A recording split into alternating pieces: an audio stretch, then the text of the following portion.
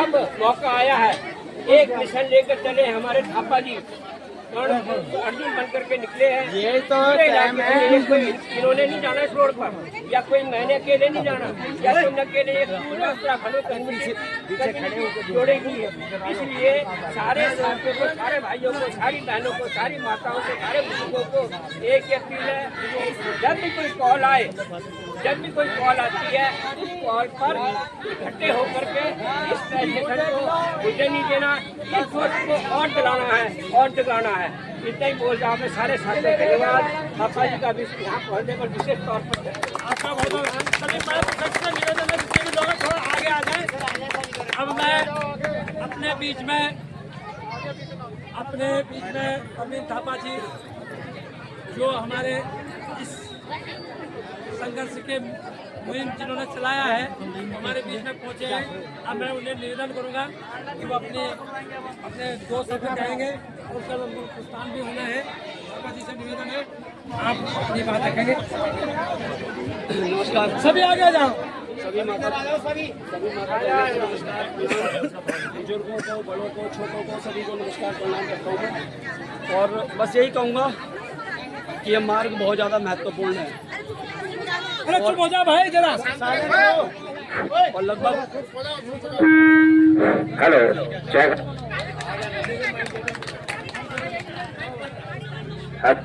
Check, hello hello,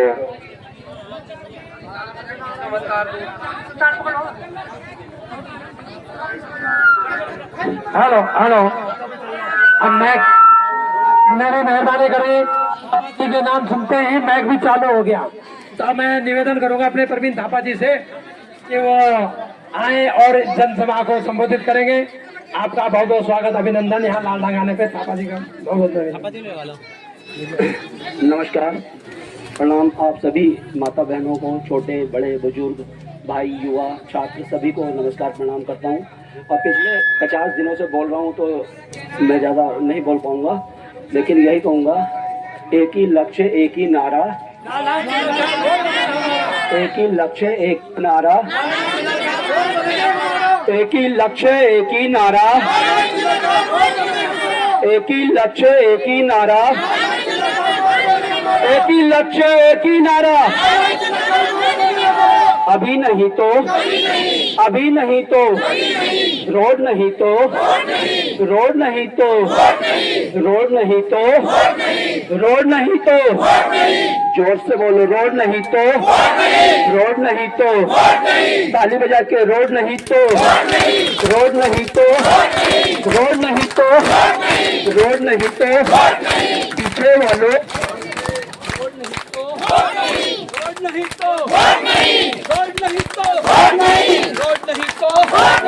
road नहीं तो, road नहीं तो, रोड नहीं तो, रोड नहीं तो, पीछे वालों ताली बजा के, रोड नहीं तो, रोड नहीं तो, बहने बोले, रोड नहीं तो, बहने बोले, बहने बोले, भैया बोले, अंकल बोले, बच्चे बोले, छात्र बोले, दुकानदार बोले, चाय वाले, मिठाई वाले, ऑटो वाले, ट्रक वाले, बस वालों, कार वाले, मिलके बोलो, मिलके बोलो, जोर से बोलो, जोर से बोलो, तेरा दूर तक आवाज आनी चाहिए। रोड नहीं तो, रोड नहीं, रोड नहीं तो, रोड नहीं तो, एक ही लक्ष्य एक ही नारा, एक ही लक्ष्य एक ही नारा।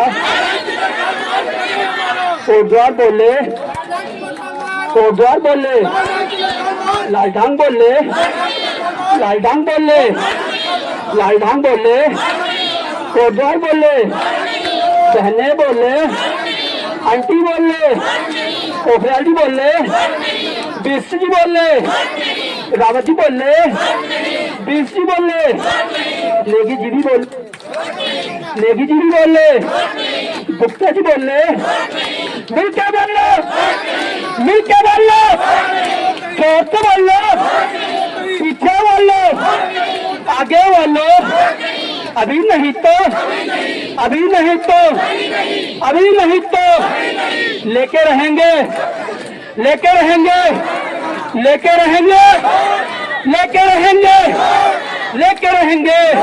रोड नहीं तो, रोड नहीं तो, रोड नहीं तो, रोड नहीं तो दोस्तों बस यही कहूंगा कि आप कांग्रेस से हो, आप बीजेपी से हो, आप उत्तराखंड क्रांति दल से हो, आप किसी से भी हो, कहीं भी वोट करें, मुझे उससे कोई मतलब नहीं है। बस यह है कि इस रोड की जो मांग है, जो मुहिम है, इसमें आप सभी लोग मिलके आगे आए और बस अपने दिल में ये सोच लें कि ये रोड जो है लालढांग चिल्लर खाल मार्ग हमारे लिए एक विकास की नई बयार लाएगा। मैं बता रहा हूँ इतना विकास होगा इस क्षेत्र में कि जिसकी हम लोग कल्पना भी नहीं कर सकते, हम सोच भी नहीं सकते हैं। और जो मेरी जो मुहिम है, ये मैं पिछले 6 सालों से स्वतंत्र पत्रकारिता कर रहा हूँ और पिछले 6 सालों में लगभग 20 बार मैंने लालढांग चिल्लर खाल मार्ग की जो है खबर बनाई है ग्राउंड जीरो से यहाँ पर आकर। लेकिन जो हमारे जनप्रतिनिधि हैं उनके कानों में जूं तक नहीं रहेगी, उन्होंने कुछ भी ध्यान नहीं दिया। इस मार्ग को जरूर वो घोषणा पत्र में अपने जरूर रखते हैं, लेकिन उसको ऐसे ठंडे बस्ते में डाल दिया कि बस जैसे इसकी कोई जरूरत नहीं है। हाँ, इसमें 2-4 चीजें हैं। देखिए, हम जनप्रतिनिधि क्यों चुनते हैं? इसलिए चुनते हैं ना यार, वो हमारी समस्याओं पे काम करें। हम उनको वोट देते हैं और वोट देने के बाद उनको गाड़ियां मिलती है, नौकर मिलते हैं, बंगला मिलता है, सभी कुछ फैसिलिटी उनको मिलती है। वो क्यों मिलती है? कि वो हमारी समस्याओं पे काम करेगा।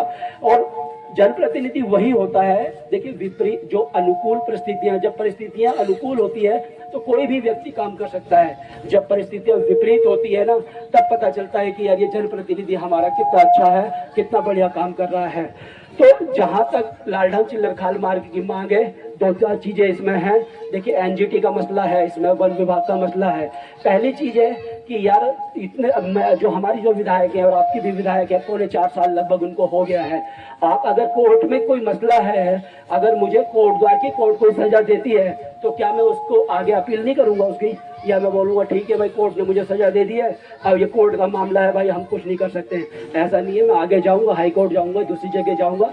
अगर ये वन विभाग का मामला है तो आप वहां पर कोर्ट में इसकी अच्छे से पैरवी कीजिए, अच्छे वकील वहां पर अपॉइंट कीजिए और बताइए उन्हें, कोर्ट को बताइए। कोर्ट भी कहती है जहां पर जानवरों के लिए अधिकार है वहां पर इंसानों के लिए भी अधिकार है।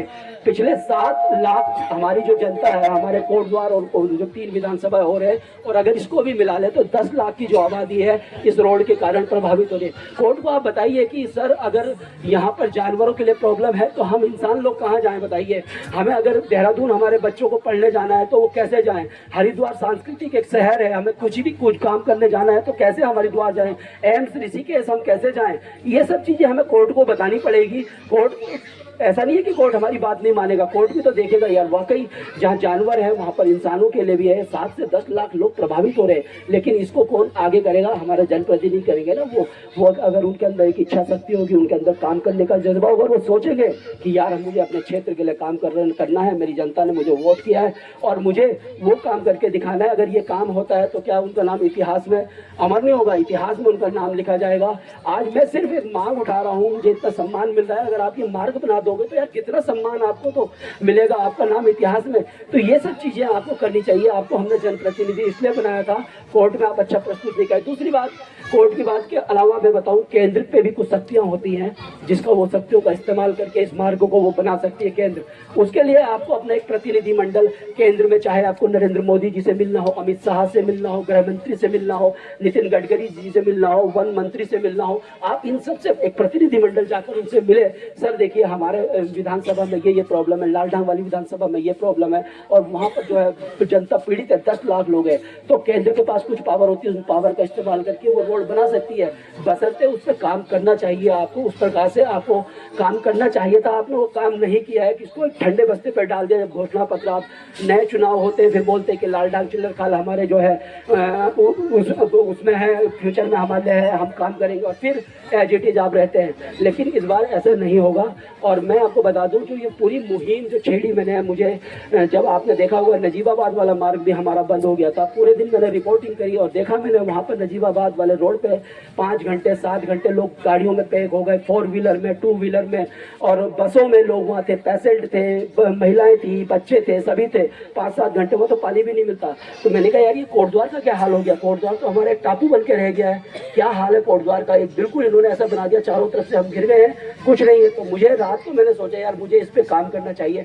सबसे पहले मैंने इस पे हस्ताक्षर अभियान चलाया, लोगों से मैं मिला और लगभग मैंने 1000 लोगों के इंडिविजुअल स्कूटी में जा के मैंने हस्ताक्षर लोगों से कराया। कुछ जो संस्थाएं उन्होंने मुझे हस्ताक्षर करके दिए। उसके बाद फिर मैं पैदल गया और फिर मैं दिल्ली 1 महीने रहा। तो ये आंदोलन इस प्रकार से चलता रहा और बस मैं यही कहता हूँ बार बार मेरा एक ही कहना है कि कोटद्वार के लिए, गढ़वाल के विकास के लिए आप सभी लोग आगे आ जाइए।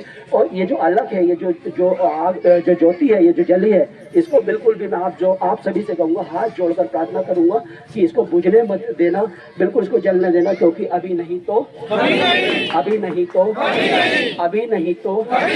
रोड नहीं तो और सबसे ज्यादा मेरा जो निवेदन है 2 लोगों से है, एक तो मातृशक्ति और एक जो है हमारे पूर्व सैनिक। अगर ये इसको समर्थन दे देंगे ना तो कोई ताकत नहीं है कि इस रोड को बनने से रोक दे। क्योंकि आपने देखा होगा उत्तराखंड आंदोलन में मातृशक्ति का बहुत बड़ा योगदान था। उत्तराखंड आंदोलन में मैंने पार्टिसिपेट किया था, मैंने भाग लिया था।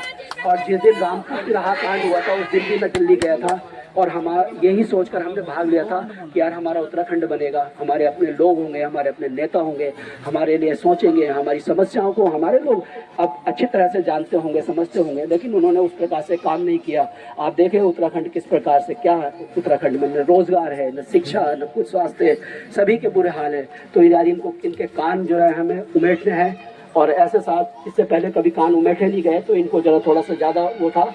अब की बार हमने ढंग से, और मैं सभी कोटद्वार वासियों से भी कहूँगा, जो मुझे अच्छा भी लगा कि आप लोग इतनी बड़ी संख्या में, और ये बहुत महत्वपूर्ण मार्ग है, बहुत महत्वपूर्ण।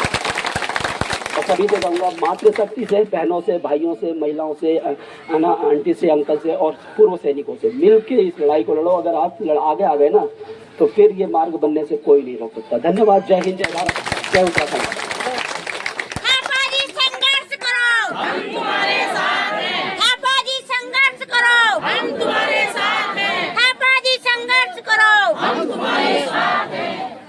लाल डांग के सभी क्षेत्रवासियों को बहुत ही नमस्कार, मेरे प्यार भरा नमस्कार। और आज यहाँ पर जो इतनी पब्लिक इकट्ठा हो रही है ना, बहुत ही मजा आया, क्योंकि थापा जी का अकेला संघर्ष नहीं है। जब तक एकजुट नहीं होंगे हम तब तक कुछ काम नहीं हो सकता। और मैं खासकर, चलो ये चीज़ तो सभी बता रहे हैं और थापा जी ने भी बता दी, और मैं थापा जी के बारे में बताना चाहता हूँ आपको। उनका रेंट पर रहते हो कोटद्वार के अंदर, उनका कोई अपना घर नहीं है। मैं खुद बोल रहा हूँ, आप जाके देख सकते हो। पर फिर भी एक इस मुहिम में आगे आए।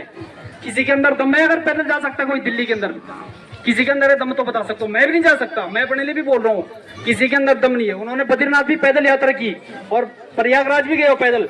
पर ये जो दिल्ली गए हो, ये कोटद्वार क्षेत्र के लिए, लालडांग क्षेत्र के लिए गए, हमारे उत्तराखंड के लिए गए। तो मेरे समस्त लोगों से विनती है, कृपया एकजुट हो जाएं और अलग अलग गुट न बनाएं। अब ठीक है, जैसे थापा जी ने बोला, आप किसी की तरफ हो, पर इस रोड में आपको मसले में आगे आना चाहिए।